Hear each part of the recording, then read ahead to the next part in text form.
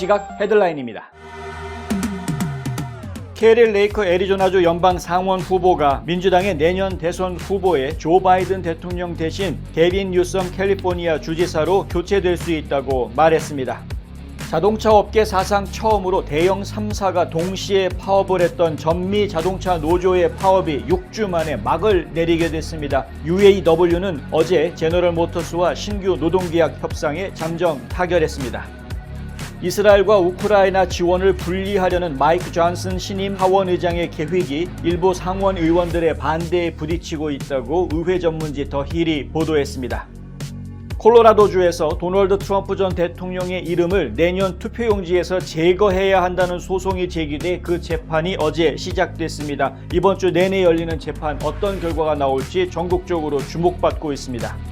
테슬라의 자율주행 보조 기능 오토파일럿과 관련한 사망사고로 제기됐던 첫 번째 민사소송에서 테슬라가 승소했습니다. 콜로라도주의 산꼭대기에 있는 한 놀이공원에서 대규모 총기 난사 사건이 일어날 뻔한 아찔한 사건이 발생했습니다. 중무장한 용의자 한 명이 숨진 채 발견된 것인데요. 자세한 소식 들여다봅니다. 오늘 오전 프랑스 파리 기차역에서 한 여성이 폭발 위협을 가하자 경찰이 총을 쏴 제지하는 사건이 발생했습니다. 여성은 중상을 입었는데 생명이 위독한 상황입니다. 김치사랑 하와이 재단은 한국 밖에서는 처음으로 하와이 홀로눌루에 오는 11월 22일 김치 박물관을 개관한다고 밝혔습니다. 게빈 뉴섬 주지사가 그동안 아내의 자선단체와 몇몇 좌익 단체들을 대변해서 기부금을 모금하는 데 앞장서 왔던 것으로 알려졌습니다. 문제는 이 과정 중에 주지사실의 이름이 동원됐다는 것입니다. 자세한 내용 홍성구의 뉴스 브리핑에서 전해드리겠습니다. 탈모 샴푸, 머릿결은 포기해야 되나? 더나 플러스 모르나? 66가지 자연 유래 성분과 영양 성분으로 힘있는 모발에 세정력, 머릿결, 두피 건강까지 빠짐없이 다 잡았다. 자연을 담은 탈모 샴푸 더나 플러스. 더나 플러스 탈모 샴푸 미주 출시 기념 특별 세일 500ml 샴푸 2통과 앰플까지 89불. 가까운 판매처에서 만나세요. 잊지마! 공석 탈모엔 더 나나나. 요즘 건물 사야 된다는데? 커머셜 전문 브로커 누가 좋지? 안드라스 부동산이지. 미국 모든 주에서 매매가 가능하다고. 쇼핑몰, 리테일, 오피스 빌딩, 호텔, 웨어하우스. 누구라고? 유튜브에 안드라스 윤 쳐봐. 이제는 철저히 준비된 전문성만이 수익성을 창출하는 시대입니다.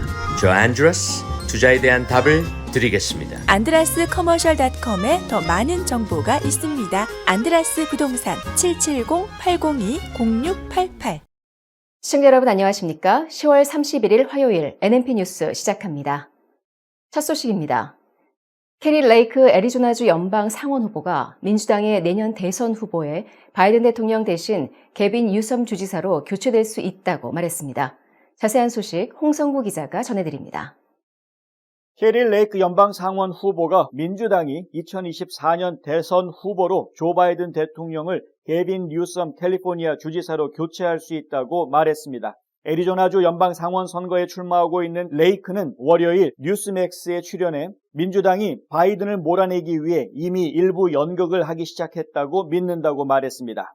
I think they're already starting to make some plays over there and moves. I mean, you're seeing Gavin Newsom, who has been a complete disaster to the state of California. He's the reason we have the saying, don't California our Arizona. But yet the Democrats are trying to lay the groundwork for him to run. 뉴섬 주지사는 지난주 중국을 방문해 베이징에서 시진핑 중국 국가주석을 만났습니다. 이에 대해 레이크는 뉴섬을 보면 분명한 것이 있다면서 그는 중국에서 민주당을 실질적으로 장악할 사람과 만나고 있다고 말했습니다. 그녀는 뉴섬을 추진하려는 움직임은 조 바이든이 그렇게 재앙이 되고 민주당이 무너질 것이라는 것을 그들이 알고 있다고 생각하기 때문이라고 지적했습니다. 이 같은 발언은 카멀라 해리스 부통령이 최근 CBS의 60 Minutes에 출연한 것에 대해 비평하던 중에 나왔습니다. 해리스 부통령은 CBS와의 인터뷰에서 우리가 망가진 이민 시스템을 가지고 있다는 것은 비밀이 아니라며 장기적으로는 이주의 근본 원인에 투자할 필요가 있다고 말했습니다. I don't know who it's going to be ultimately, but my bet is that Gavin Newsom is starting to move in. They realize that not just Joe Biden, but Kamala Harris are disastrous, and the voters just will not vote for those two. 538의 평균 여론조사에 따르면 바이든의 지지율은 월요일 현재 39.9%인 반면 반대하는 비율은 53.9%로 집계되고 있습니다. 앞서 CNN과 SSRS의 8월 여론조사에 따르면 민주당 유권자의 67%가 내년 대통령 후보로 바이든 외에 다른 사람을 지명해야 한다고 생각하는 것으로 나타났습니다. 2024년 바이든에 대한 가장 큰 우려를 묻는 질문에 49%가 그의 나이, 14%는 정신적 민첩성 또는 건강, 7%는 업무 처리 능력, 6%는 인기 및 당선 가능성을 언급했습니다. 단 5%만이 우려가 없다고 답했습니다. 뉴스앤포스트 홍성구입니다. 다음 소식입니다.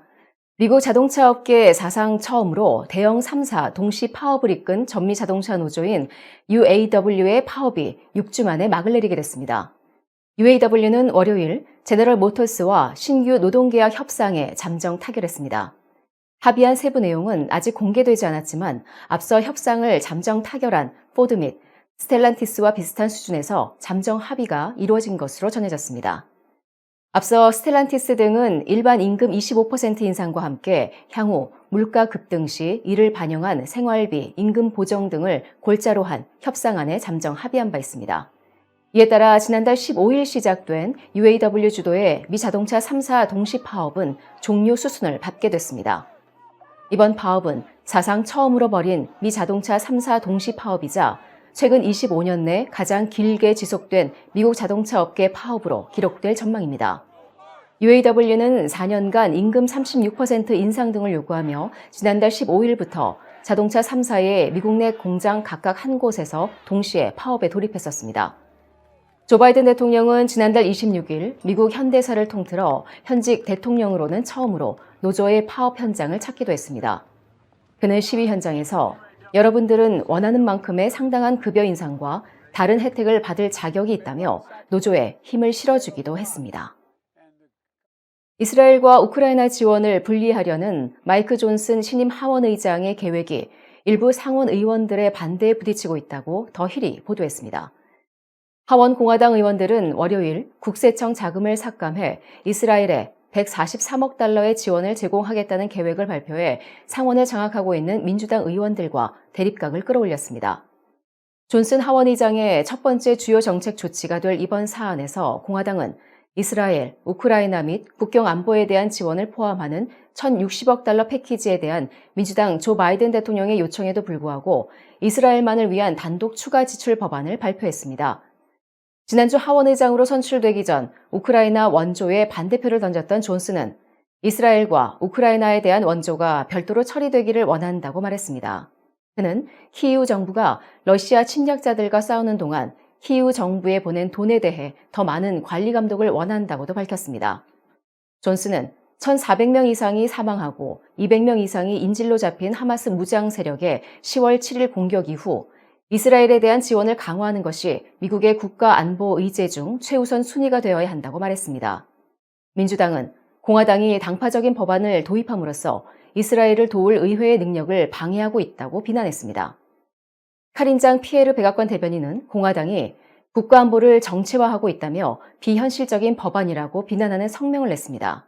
또 하원 세출위원회 민주당 간사인 로라 데라우로 의원은 성명에서 하원 공화당원들은 국가안보를 보호하거나 자연재해에 대응하는 것이 다른 프로그램의 삭감에 달려있다고 제안함으로써 이 위험한 선례를 만들고 있다고 말했습니다. 하원규칙위원회는 수요일에 공화당의 이스라엘 지원 법안을 처리할 것으로 예상됩니다. 우리 한인들의 정체는 무엇입니까? 우리가 자손들과 살아갈 땅임에도 불구하고 언젠가는 떠날 방문객처럼 살지는 않습니까? 우리는 이방인이 아닌 이 땅의 주인이 되어야 합니다. 우리는 반드시 이 나라에서 좋은 평판을 만들어야 되는데 이 나라와 우리 이웃과 우리 지역에서 도움이 되는 사람들로 부각이 되어야 됩니다. 좋은 이웃되기 운동이 여러분 곁에서 함께합니다. 가족, 미래, 행복, 꿈, 건강, 아름다운 삶, 슬기로운 보험 생활로 가능한 것들입니다. 박화실보험을 만나보세요. 자동차 보험, 집보험, 비즈니스 보험, 워커스컴, 생명보험, 의료보험은 물론이고 주택융자, 재융자, 자동차융자, 개인융자 등 은행 업무에 IRA, 401k, 애뉴이티 등 은퇴 및 재정 설계까지 모두 한 곳에서 도와드립니다. 100년을 한결같이 좋은 이웃으로. 보험의 중심에는 박화실보험이 있습니다.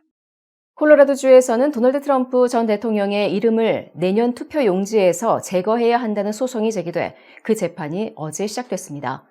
이번 주 내내 열리는 이번 재판을 통해 콜로라도주가 트럼프의 투표 자격을 결정할 예정이어서 눈길을 끌고 있습니다. 자세한 소식 홍성구 기자가 전해드립니다. 콜로라도주에서 도널드 트럼프 전 대통령의 이름이 투표용지에 올라갈 수 있을지를 결정하는 재판이 시작됐습니다. 트럼프 선거 캠프의 선임 고문인 제이슨 밀러는 재판 시작에 앞서 그들은 콜로라도에 훔치기 커튼을 치려고 한다며 내가 훔치다라고 말할 때 그것은 STEAL이다. 민주당은 이 경선을 훔치려 하고 있다라고 말했습니다. 덴버 포스트에 따르면 도널드 트럼프의 법률팀과 이 소송의 원고들은 이 재판을 트럼프가 미국 최고직에 다시 출마할 수 있도록 허용하든 아니면 피고 측 관점에서 볼 때 많은 유권자들이 선호하는 후보를 빼앗는 정치적 가식을 지지하든 양측 다 민주주의를 위한 싸움으로 규정하고 있다고 보도했습니다. 워싱턴의 진보 감시단체 책임과 윤리를 위한 시민들의 지원을 받고 있는 콜로라도 공화당과 무소속 유권자 그룹은 덴버 지방법원에 이의를 제기했습니다. 이 소송은 2021년 1월 6일 의회 사태 당시 트럼프의 역할을 근거로 반란이나 반란에 가담한 사람은 공직을 맡을 수 없도록 한 수정헌법 제14조에 따라 그를 투표용지에서 제외해달라는 내용을 담고 있습니다. 원고 측은 1월 6일 경찰관 등 여러 증인들을 불러 그날 폭도들의 손에 당한 폭력에 대해 증언했습니다. 워싱턴 DC 메트로폴리탄 경찰국의 데니얼 하치스 경관은 시위대는 우리가 연방 의사당과 평화적 권력 이양을 방어할 때 역사의 잘못된 편에 서 있었다고 말했다라고 증언했습니다. 트럼프 대통령의 법률팀은 트럼프 대통령이 그날 평화를 거듭 촉구했으며 그날 폭도들을 의사당으로 이끌지 않았다고 언급했습니다. 내란 혐의에 대해 트럼프 법률팀의 스캇 게슬러 전 콜로라도 주 국무장관은 제1차 세계대전 당시 군 모집을 방해해 선동죄로 투옥됐음에도 불구하고 대통령 선거에 출마했던 사회주의 정치인 유진 빅터 뎁스를 예로 들면서 내란죄가 성립할 수 없다고 주장했습니다. 게슬러는 반란에 대한 정의가 많다는 것은 실제로는 아무것도 없다는 것을 의미한다며 솔직히 그들은 1월 6일의 사실에 맞춰서 기준을 만들어내고 있다고 주장했습니다. 트럼프 전 대통령의 이름을 2024년 투표용지에서 빼려는 소송은 현재 콜로라도와 미네소타에 제기돼 있습니다. 두 곳 모두 민주당이 우세한 지역으로 트럼프의 대선 결과에 영향을 미치지는 못할 것이지만 민주주의 질서를 바로 세우겠다는 같은 주장과 달리 정반대 해석을 내리고 있는 원고 측과 피고 측의 싸움에 유권자들의 관심이 모이고 있습니다. 뉴스앤포스트 홍성구입니다. 테슬라의 자율주행 보조기능 오토파일럿 관련 사망사고로 제기된 첫 민사소송에서 테슬라가 승소했습니다. 이날 캘리포니아주 리버사이드 카운티 법원에서 열린 재판에서 12명으로 구성된 배심원단은 테슬라 차량에 제조상 결함이 없는 것으로 판단했다면서 테슬라의 사고 배상 책임이 없다고 판결했습니다. 배심원 의견은 9대3으로 테슬라 쪽에 압도적으로 기울었습니다. 이 소송은 2019년 테슬라 모델 3를 타고 가다 사고를 당한 이들이 테슬라에 4억 달러를 배상해달라며 낸 소송입니다. 사망 당시 37세였던 차량 소유주 미칼 리는 사고 당시 로스앤젤레스 동쪽 고속도로에서 오토파일럿을 켜고 시속 65마일로 주행 중이었는데 차가 갑자기 방향을 틀어 고속도로를 벗어나면서 나무에 부딪혀 큰 화재가 발생했습니다. 이 사고로 운전석에 있던 리 씨가 숨졌고 당시 8세였던 소년을 포함해 동승자 2명이 중상을 입었습니다. 소송을 낸 동승자들은 테슬라가 오토파일럿과 그 밖의 안전 시스템에 결함이 있는 것을 알면서도 소비자에게 판매했다며 사고로 인한 신체적 부상과 정신적 고통, 운전자의 생명 손실에 대한 배상을 요구했습니다. 반면 테슬라 측은 리가 사고 당일 운전하기 전에 술을 마셨으며 사고 당시 오토파일럿이 작동 중이었는지 여부도 명확하지 않다고 맞섰습니다. 배심원단은 결국 사고의 원인이 오토파일럿 결함 때문이 아니라는 테슬라 측의 주장에 손을 들어줬습니다. 이번 판결은 오토파일럿 작동 중 사망 사고에 대한 첫 판단이어서 이후 비슷한 다른 소송에도 영향을 줄 것으로 보입니다.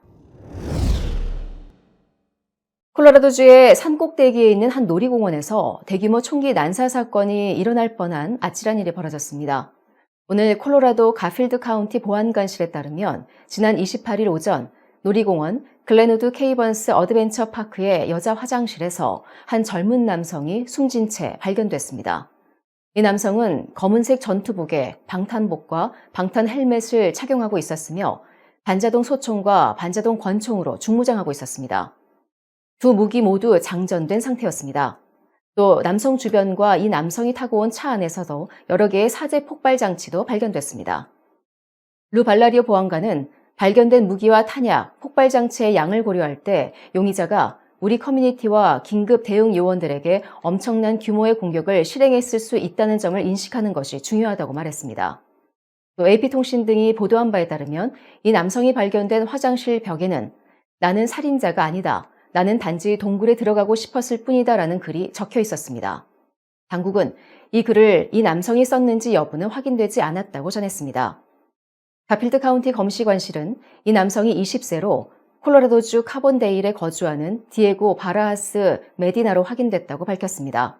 검사관실은 현장 조사와 부검 결과를 토대로 메디나가 머리에 총상을 입고 숨졌으며 자살한 것으로 결론지었습니다.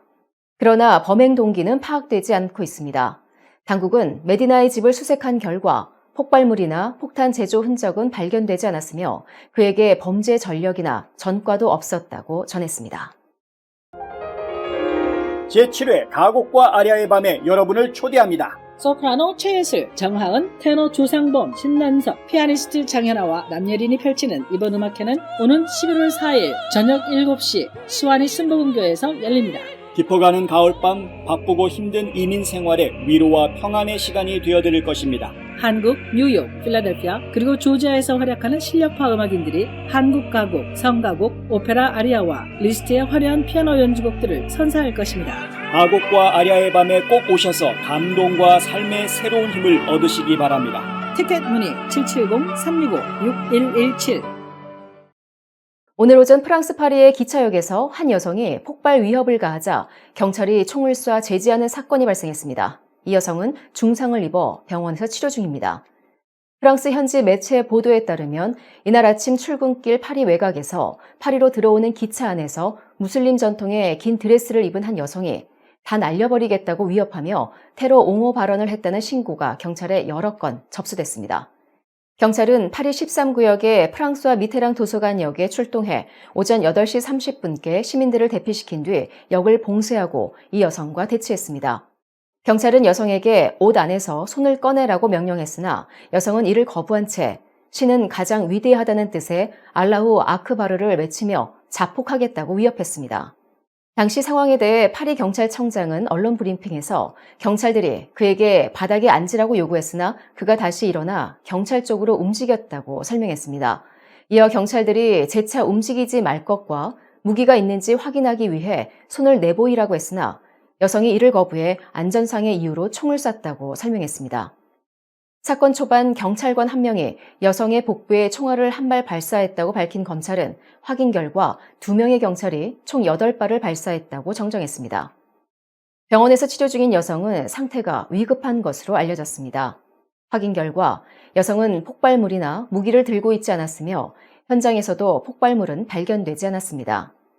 파리 경찰청장은 이 여성이 38세이며 2021년 7월에도 이번처럼 베일을 완전히 쓰고 드라이버를 든 채 위협적인 태도로 종교적 발언을 해 한 차례 경찰에 체포된 적이 있다고 설명했습니다. 당시 이 여성은 정신적인 문제를 안고 있는 것으로 드러나 병원 치료를 받은 것으로 보인다고 덧붙였습니다.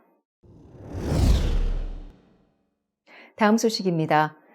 김치사랑 하와이 재단은 한국 밖에서 처음으로 미국 하와이 호놀룰루에 김치 박물관을 개관한다고 어제 밝혔습니다.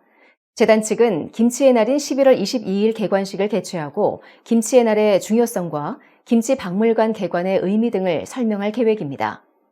김세희 김치박물관장은 관광객과 한인 등 하와이에 거주하는 분들에게 무료로 개방하고 김치를 알릴 수 있는 공간으로 만들 것이라며 김치 만들기 등 다양한 행사도 열어 한국 김치에 대한 역사와 중요성을 널리 알릴 계획이라고 말했습니다.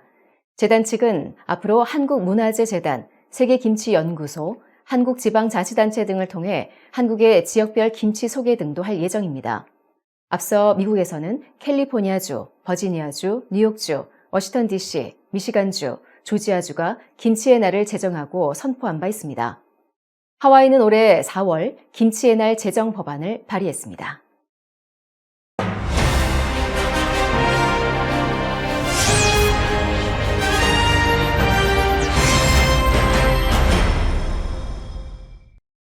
근래에 들어서 개빈 뉴섬 캘리포니아 주지사의 시선이 좀 많이 쏠리고 있습니다. 예상스럽지 않은 좀 희한한 행보들을 보여주고 있기 때문인데요. 가장 눈에 띄었던 것은 역시 중국을 방문하는 일이죠. 미국이 분명히 적국이다라고 지금 분류를 해놓은 중국인데 너무나도 자연스럽게 주지사가 그곳을 방문을 하고 있고요. 시진핑 주석부터 시작해서 지금 이제 공산당 내에 있는 당내 주요 인사들을 일일이 다 만나는 모습을 좀 보여주고 있습니다. 아주 떳떳하게 그 모습들을 좀 공개하고 있고요. 그리고 또 실제로 중국 인민들과의 접촉도 보여주고 있습니다. 아이들과 농구하다가 같이 쓰러지는 모습, 이런 영상이 지금 돌면서 전반적으로 좀 친중국 성향을 아주 강하게 드러내 보이는 모습입니다. 왜 이런 행보를 보이고 있는 것인가? 이유는 간단합니다. 오늘 앞서서 보도해 드렸던 것처럼 지금 개빈 뉴섬 주지사 같은 경우에는 2024년 대통령 선거에서 민주당 대선 후보가 될 가능성이 이야기가 되고 있는 상황이기 때문에 그렇습니다. 처음에는 조 바이든 대통령이 재선 캠프 시작하면 본인은 출마하지 않겠다라고 선을 그었습니다. 충성심을 확인시켜 준 것이죠. 그런데 조 바이든 대통령의 지지율 계속 떨어지고 인기 안 좋습니다. 지금 하는 일마다 문제가 되고 있고 나이가 많은 데다가 건강 상태가 좋지 않기 때문에 제대로 된 판단력을 발휘하지도 못한다라는 지적까지 나오고 있습니다. 제발 좀 다른 사람이 민주당 대선 후보 됐으면 좋겠다라는 여론조사 결과는 67%까지 나왔습니다. 3명 중 2명은 바이든이 대통령이 되면 안 된다라고 이야기하는 그런 상황까지 간 것이죠. 민주당 정치인들이 이걸 모를 리가 없습니다. 그래서 어떻습니까? 새로운 인물을 찾아야 되겠다. 가장 눈여겨 지금 눈길을 좀 받고 있는 사람이 바로 개빈 뉴섬 캘리포니아 주지사인데 과연 그러면 뉴섬 주지사는 괜찮은 사람이냐? 말들이 많죠. 상당히 많습니다. 그중에 최근에 나온 소식이 바로 이겁니다. 아내의 자선단체 그리고 좌익 성향의 단체들한테 기부해줘라 라고 이야기를 했다는 것이죠. 뉴섬이 나서서 불법 아닙니다. 물론 할 수 있는 행동입니다. 자, 우리 아내가 운영하고 있는 자선단체에다가 좀 기부해줘라 라고 이야기하는 거 문제될 거 하나도 없고요. 그리고 좌익단체들 다 비영리 단체들입니다. 그 비영리 단체들한테 기부해줘라 라고 이야기하는 거 문제될 거 없습니다. 법적으로는 아무 문제 없습니다. 그런데 좀 생각하게 만드는 부분이 있습니다. 뭐냐면은요, 그 요청을 개인적으로 한 것이 아니다라는 거죠. 뉴섬 주지사실에서 공식적으로 요청을 했다라는 데 문제가 있습니다. 똑같은 개인이나 기업의 입장에 있을 때 개빈 뉴섬이라는 자연인이 와서 나한테 도움을 요청하는 거하고 캘리포니아 주지사가 와서 도움을 요청하는 거하고 같은 무게감으로 느껴질 수가 없습니다. 캘리포니아 주가 어떤 주입니까? 미국에 있는 50개 중에서 인구가 가장 많은 주입니다. 대통령을 뽑을 때 결정권을 행사하는 선거인단 수가 가장 많은 주가 캘리포니아 주입니다. 그런 캘리포니아 주의 주지사가 도와달라라고 이야기하는데 쉽게 무시할 수가 없는 게 이게 또 인지상정인 것이죠. 그렇다 보니까 캘리포니아 주지사인 주지사가 자신의 주지사 사무실의 이름을 휘장을 이용을 해서 본인의 아내가 운영하고 있는 자선단체나 혹은 본인을 정치적으로 지지해주고 있는 그런 좌익 성향 단체들한테 기부를 해달라라고 요구를 하는 것은 일종의 뇌물 상납해라라고 이야기하는 것과 별다를 바 없는 사안입니다. 그런데 이것이 법적으로 문제가 되느냐 안 되느냐 가지고 지금 말들이 좀 많습니다. 누가 보기에도 문제가 있을 것 같은데 캘리포니아 주 법 상황은 그것을 법적으로 문제시할 수 없는 상황인 것 같습니다. 캘리포니아의 공정정치실천위원회에 따르면요, 공무원과 의원들은 입법 업무 그리고 정부 업무 또 자선 목적으로 개인이나 단체에 이러한 기부금을 요청할 수 있다고 합니다. 2011년 이래로 뉴섬은 주지사 및 부주지사 재임 기간 동안에 아내의 캘리포니아 파트너스 프로젝트라는 단체하고요, 그리고 좌파 성향의 타이즈 재단, 그리고 전 로스앤젤레스 시장의 기후운동단체인 에일린 게티 재단 등에서 컨설팅 비용 등 다양한 목적으로 3억 달러 이상의 기부를 요청해왔다. 물론 2011년부터니까요. 한 12년 동안에 3억 달러다라고 하면 그게 과연 큰 돈인지 작은 돈인지 지금 혼란스러운 상황이긴 합니다. 어쨌든 적은 돈은 아닌 것 같고요. 캐피탈 리서치 센터의 스콧 워커 회장은 데일리 컬러 뉴스 재단하고 인터뷰하면서 이런 이야기를 합니다. 캘리포니아 주의 법은 자신들의 애완동물 프로젝트를 위해서 기부자와 기업이 돈을 지불하도록 노골적으로 허용한다. 애완동물 프로젝트라는 게 뭡니까? 예. 그러니까 펫 프로젝트라고 이야기하는, 이건 결국은 내 새끼죠, 내 새끼. 내 새끼 프로젝트. 바꿔서 이야기하면은 그 프로젝트에다가 돈을 넣어주면 그것은 곧 내 돈이 될 수도 있는 이런 이야기입니다. 예. 이게 이제 애완동물 프로젝트. 그러니까 바꿔서 이야기하면 와이프가 운영하고 있는 자선단체지만 거기에 돈을 보내주면 그 돈이 100% 다 자선 목적으로 쓰이리란 보장은 없는 것이다. 비영리 단체가 운영되는 방식에 대해서는 예전에도 한번 설명드린 적이 있는데요. 비영리 단체가 그냥 들어오는 돈이 100불이 들어왔다. 그러면 100불을 전부 다 그 목적한 바 자선 목적에 사용하느냐? 그럴 수가 없는 것이죠. 왜냐하면 그 단체 내에서도 일하는 사람들의 인건비가 들어가야 될 거고 사무실 운영비가 들어야 될 거고 여러 가지 유지비가 들어갈 것 아닙니까? 그 비용이 몇 퍼센트를 차지하느냐를 봅니다. IRS에서 보통 세금 공제 혜택을 줄 때에는 그것이 50%를 넘어가느냐 안 넘어가느냐를 가지고 기준을 삼고 있기도 합니다. 그리고 실제로 이제 비영리 단체들이 건전한가 아닌가를 평가하는 평가 기관들도 보면은요, 이 운영 비용이 40%를 넘어가느냐 안 넘어가느냐를 가지고 우수한 비영리 단체다 아니면 좀 수상한 비영리 단체다 이런 식의 구분을 하게 됩니다. 그러니까 무슨 얘기냐면 적어도 많게는 40% 정도까지는 들어오는 돈을 내가 유착을 하더라도 그 비영리 단체가 그럴듯한 비영리 단체로 보일 수 있는 그런 기회가 있다는 것이죠. 그래서 사실은 그 속을 아주 적나라하게 들여다보기가 애매한 것이 또 이 비영리 단체들이기도 합니다. 어쨌든 아내가 운영하고 있는 비영리 단체뿐만이 아니라 정치적으로 자신을 뒷받침해주고 있는 좌익 단체들, 이 비영리 단체들한테 돈을 대줘라 라고 이야기하는 건 거기다가 준 돈이 결국은 날 도와주는데 다 들어오게 돼 있어 라고 이야기하는 자기들만의 이너서클 안에 있는 사람들만의 모종의 약속이 형성되어져 있는 것 아니냐라는 의혹을 강하게 품게 만드는 부분입니다. 기부금 추적기, 이 기부금 추적기라는 이야기는 뭐냐면요, 앞서서 얘기해드렸던 공정정치실천위원회에서 모니터링하고 있는 걸 웹사이트에다가 올려놓는데 그 내용을 이야기하는 겁니다. 그러니까 기부금 추적기에 따르면 2020년과 2023년 사이에 뉴섬은 아내의 캘리포니아 파트너스 프로젝트에 20번 이상 사람들한테 기부해달라고 요청을 했다라는 거죠. 20번 이상. 야, 아무리 와이프리라고는 하지만은 상당히 앞장서서 일을 했던 겁니다. 4년 남짓되는 동안에 4년 정도 기간 동안에 20번을 했으니까 1년에 5번 이상 했다는 이야기 아닙니까? 1년에 5번이면요. 시즌을 놓고 이야기하더라도 좀 지나치게 많은 겁니다. 왜냐하면요. 1년 중에서 기부금 요청을 할 수 있는 타이밍이 가장 좋은 타이밍 생각해 보십시오. 부활절. 그렇죠? 추수감사절. 예, 아마 뭐 한 번쯤 더 얘기한다면은 크리스마스는 당연히 나올 거고요. 하나 더 얘기할 수 있는 게 이제 4th of July, 독립기념일 있을 때는 애국심 마케팅을 할 수가 있으니까. 그래도 4번밖에 안 됩니다, 사실. 한 번이 어디서 나올까요? 뭐 물론 기빙데이라는 날이 있죠. 예, 기빙데이란 뭐 내셔널 기빙데이 해가지고 이런 비영리 단체들이나 자선 단체들한테 기부금 주는 날 해가지고 뭐 전국적으로 하는 그런 날이 있으니까. 뭐 그것까지 한다 그러면 maybe 5개. 야, 이거 뭐 완전히 풀로 이용을 해먹는 거죠. 아니면은 본인 생일이니까 내 생일 선물 대신에 여기 자선단체에다가 도네이션을 해달라 뭐 이렇게 했는지는 모르겠습니다만 어쨌든 간에 굉장히 자주 기부를 요청을 했던 것이고요. 그렇게 해서 걷어들인 돈이 총 230만 달러나 됐다. 예, 이런 겁니다. 자기 와이프가 운영하고 있는 재단에다가.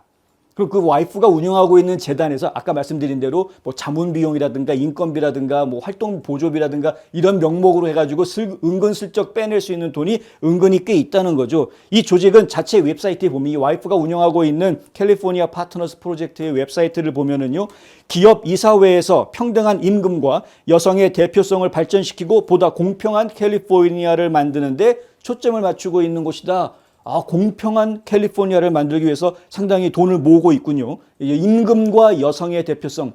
여성의 대표성이라는 이야기는 뭐냐 하면은, 이제 여성이 참여하는 비율을 높인다라는 겁니다. 가장 대표적인 방법이 뭐냐면, 대형 기업들, 중견 그룹 이상의 대기업들의 이사회를 조직을 할 때 그 이사회 구성 멤버들 중에서 여성의 비율이 일정 비율 이상 되게끔, 심지어는 과반수를, 적어도 절반은 여성이어야 된다, 뭐 이런 식의 주장을 펼치는 것을 가지고 이제 여성의 대표성 확보 혹은 뭐 증진, 여권 증진 뭐 이런 식의 이제 표현들을 하게 됩니다. 그러니까 이러한 활동을 하는 비영리 단체, 누가 들어도 굉장히 이제 좌익 성향의 단체인 것은 분명하죠.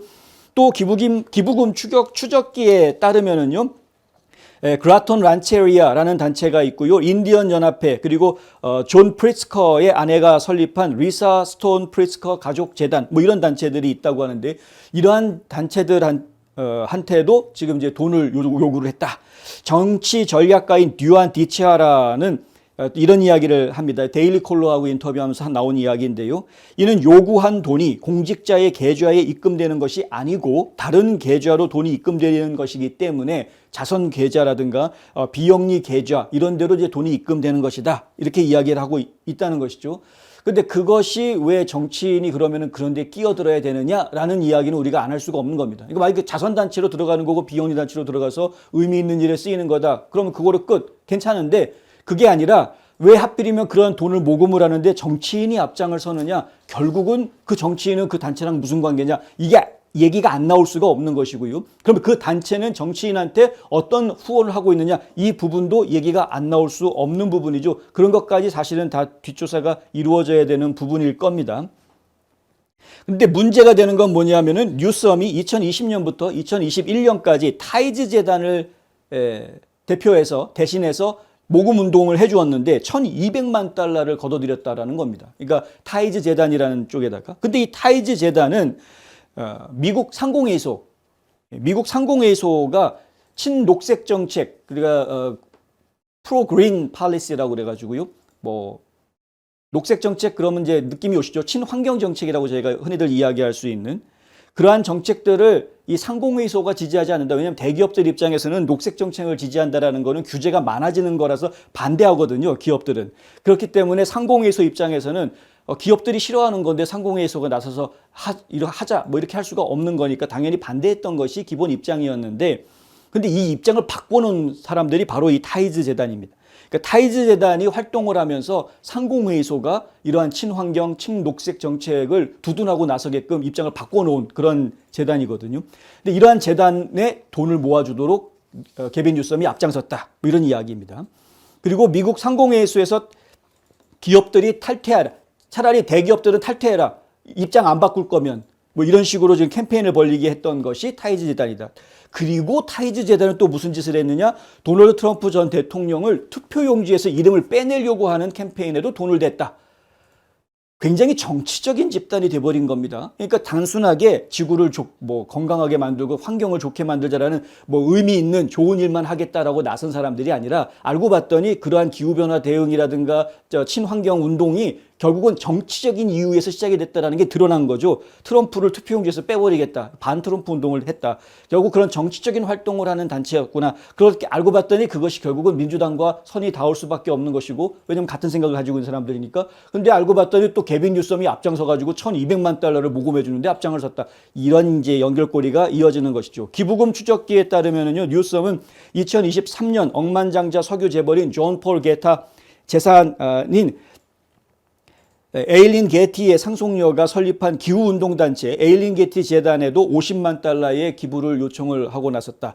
데일리 메일에 따르면 에일린 게티는 이전에 활동가들이 콘크리트에 손을 붙여놓고 또 그림에다가 이렇게 아주 유명한 그림에다가 토마토 소스 막 뿌려버리고 했던 이러한 활동을 하는 단체 Just Stop Oil이라는, 석유 사용하지 마라, 그래가지고 오일 페인팅한 거에다가 막 토마토 소스 뿌렸던 이 단체한테 100만 달러를 지원해줬다. 100만 달러가 애들 껌값은 아닙니다. 뉴섬은 또한 2022년과 2023년에 안토니오 비아라이고사는 전에 로스앤젤레스 시장을 했던 민주당원인데 이 사람이 지금 운영하고 있는 자신의 개인 회사에다가 또 기금 모금 38만 달러의 기금 모금을 하는데 앞장서줬다라는 이야기가 나옵니다. 이 비아라이고사 전 시장 같은 경우에는 지금 정책적인 전략적인 조언을 해주는 일종의 정치 컨설턴트로 활동하는 것으로 알려져 있습니다. 그러니까 이러한 내용들을 보면 과연 게빈 뉴섬의 지금까지 그 활동이 공직자로서 합법적으로 할 수 있는 활동이냐라는 상당한 우리가 의심을 가질 수밖에 없다라는 것이죠. 이러한 사람이 과연 지금 2024년 대통령 선거에서 민주당의 대통령 후보로 나설 수 있는 것인가? 많은 사람들이 궁금해합니다. 그렇지 않아도 지금 중국에 가지고 보여주고 있는 모습이 지나치게 친공산주의 같은 모습을 보여주고 있어서 상당히 좀 껄끄러워하는 국민들이 많이 있는 상황인데 지켜보도록 하겠습니다. 만약에 대선에 진짜 출마한다면 지금 이 얘기해드렸던 이러한 부분들이 전부 다 노골적인 조사 대상이 될 텐데 어떤 결과로 연결될지 저희도 좀 궁금해집니다. 지금까지 홍성구 기자였습니다.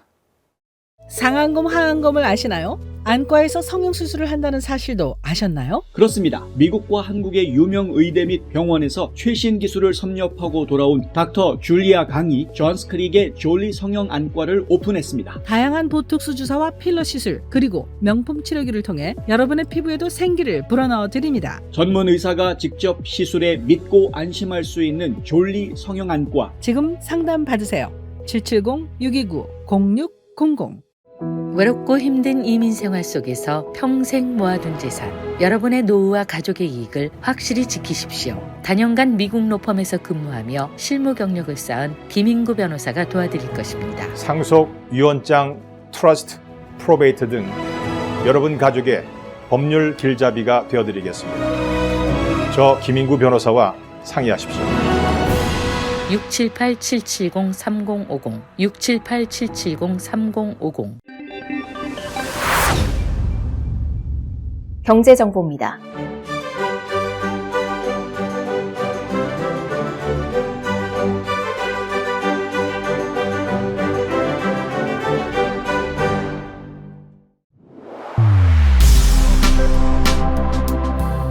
날씨 정보입니다.